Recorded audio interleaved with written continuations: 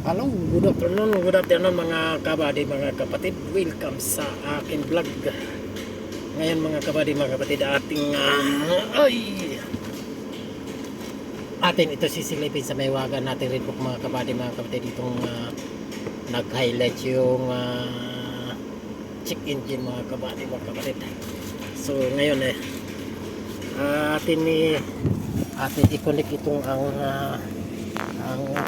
Bluetooth ng ating mahiwagang Redbook mga kabady, mga kapatid. Dito yung Bluetooth lens natin mga kabady, mga kapatid. Ngayon ang DLC connector mga kabady, mga kapatid, dito yan nakikita, dito yan any kind of unit car mga kabady, mga kapatid. Ang iba dito nakalagay. Ang iba naman yung sa mga Hyundai dito yan, dito sa may sa mga sa fuse box nila. Ah, sa, tapos ang iba naman dito naman sa yung Lexus o Toyota iba't ibang posisyon pa tungkol depende sa modelo mga kabady, mga kapatid. Yan. Ito naman ang tsangyang dito. Yan, mga kabady, mga kapatid, dito. Yan, bunutin ko. Yan. Yan, ito yan. Yan, kung nakikita niyo yan, yan. So, ito yon ang DLC mga kabady, mga kapatid, or yan. Ito yung Bluetooth ng ating mahiwagang Redbook mga kabady, mga kapatid. So, tara atin sisilipin sa mahiwaga natin mga kabady, mga kapatid, itong nag-highlight na check engine mga kabady, mga kapatid. Ayan, napapansin nyo yan. Yan ang ating sisilipin sa mahiwaga natin Redbook mga kabady, mga kapatid. Okay, so tara, samahan nyo ako at para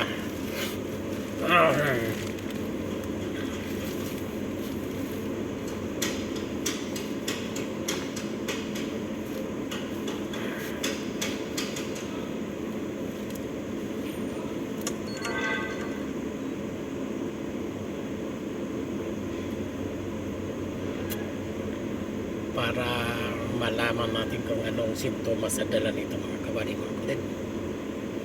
So tsangyang ating lang i-highlight yung unit or sakyan mga kabady, mga kapatid. Okay, diagnostic.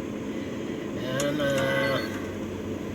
ewan ko lang kung kayang ayan, ito Changjiang passenger car. Okay, passenger car Changjiang Guang Changjiang Qingchang, China kasi ito mga kabady, mga kapatid. Okay, so fuel, so ito Edo Plus o Edo series. So walang Edo Plus, Edo series na nandito mga kabady, mga kapatid. Try natin i-click mga kabady, mga kapatid. So ito Edo DT, New Edo XT, New Edo XT.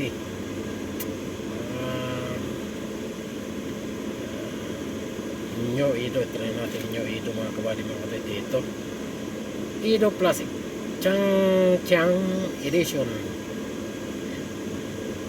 New Edo National V, New Edo Blue Royal version, Edo Plus Million Edition, New Edo Plus 2022, New Edo National 6, Edo Plus. Okay, ito yung Edo Plus. Try natin ang Edo Plus mga kapatid. So ngayon ito na lumabas na mga kabady, mga kapatid, yung smart detection mga kabady, mga kapatid. So hintayin na lang natin yung ang initialize niya yung mga kabady, mga kapatid, yung system niya mga kabady, mga kapatid. Ayan o.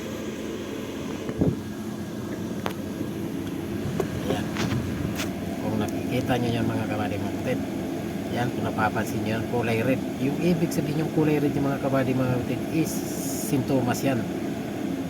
Tingnan nyo sa baba, ito kulay green. Yan, kulay green, oh. Kulay green ibig sabihin okay yan, normal, oh. Napapansin nyo yan, normal. So So ito yung sintomas yan mga kabady mga kapatid. So tingnan natin kung anong major problem nito mga kabady mga kapatid. Ngayon, umpisa tayo sa taas, number 1. Yung ECM mayroong dalawang code mga kabady mga kapatid. Ayan, ito yan siya mga kabady mga kapatid. Code number 1 P00DC0 ambient temperature sensor signal valid. So,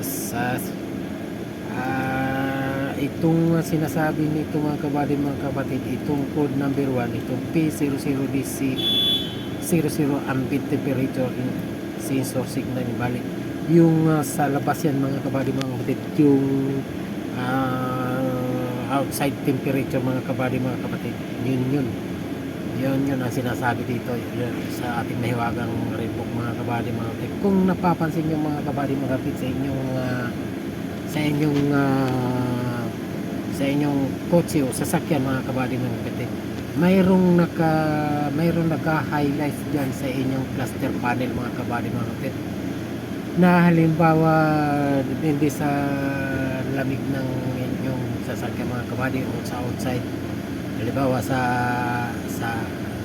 outside o sa inside, mayroon nakalagayan ng temperature, yung katulad dito, ayan o, 34 degrees Celsius, yan nakikita nyo yan, 34 degrees Celsius, yan yung outside temperature mga kabady mga kapatid. Ito yung sinasabi niyan mga kabady mga kapatid, dito yan, itong ambient temperature sensor signal invalid. So kaya lumabas yan dahil naputol yung wiring ng outside temperature sensor mga kabady mga kapatid. Okay, so ang code number 2 is P056400 cross control switch signal voltage out of range. Yung cross control niya mga kabady mga kapatid, hindi na abot ng signal niya, hindi nare-range, hindi na abot yung voltage out of range, wala sa voltage dahil lang baterya nito, baterya cable mga kabady mga kapatid,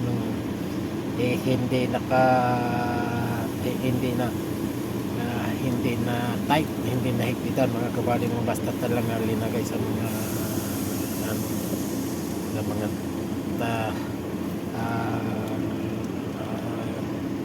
body dinter mga kabady mga kapatid. So okay, so ito naman sa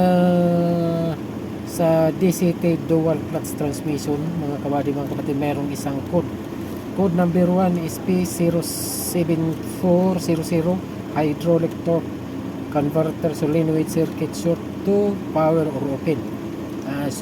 Yan, malamang ito yung mga kabady mga kapatid, ito yung kung bakit siya nag-highlight yung check engine mga kabady mga kapatid.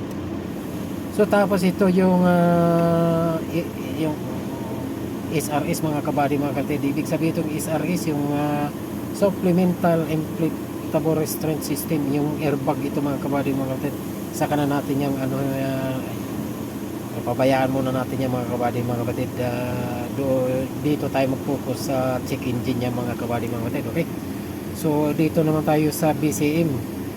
BCM means body control module I-line.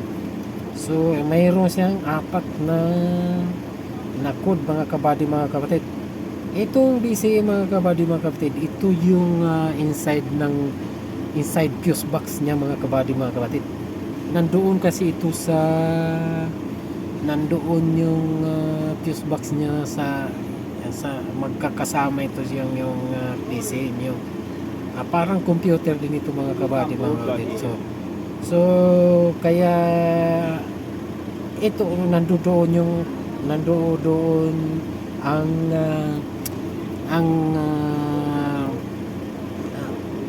ang accessories tulad ng mga lights mga kabady mga lights. So lights ang sakop nitong DC mga kabady mga kapatid, okay? So bago ang lahat nating anuhin, i-try muna natin i-clear mga kabady mga kapatid. Kung hindi siya madala sa clear mga kabady mga kapatid, marami tayong pwedeng puntahan para ma-resolve itong problema mga kabady mga kapatid, okay? So una natin gagawin, i-try natin i-clear mga kabady mga kapatid kung maging kulay siya green na katulad nito mga kabady mga kapatid, okay?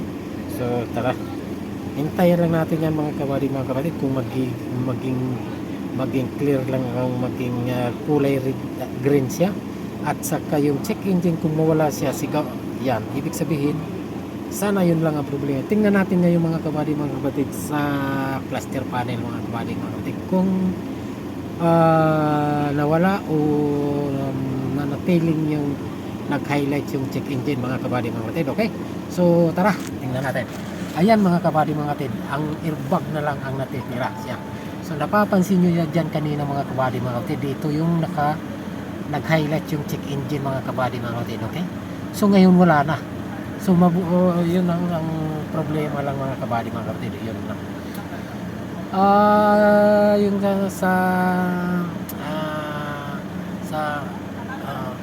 ambient outside temperature sensor mga kabady mga kapatid, yun ang problema yung kaya kung bakit siya nag-highlight yung check engine mga kabady mga kapatid, okay? So yun, ang ito ang natira mga kabady mga kapatid siya yung SRS supplement implementation restraint system mga kabady mga kapatid. Ito yung dalawang problema ng airbag mga kabady mga kapatid, kailangan pa natin palitan. So sa ngayon yung mga kabady mga kapatid, doon mo atin muna na resolve yung check engine mga kabady mga kapatid. Yun. So yun lang mga kabady mga kapatid, at alis na yung check engine niya mga kabady mga kapatid. So okay, so maraming salamat sa inyong pagsuporta, at sana hindi kayo magsawa at patuloy niyong suportahan, at paki-like, comment at share na rin, at paki-subscribe na rin ang aking YouTube channel, na sa ganun ay updated kayo sa aking mga bagong i-upload na video. Okay, so sa muling, thank you, at sana'y nasa mabuti tayong kalagayan, okay? So, bye-bye!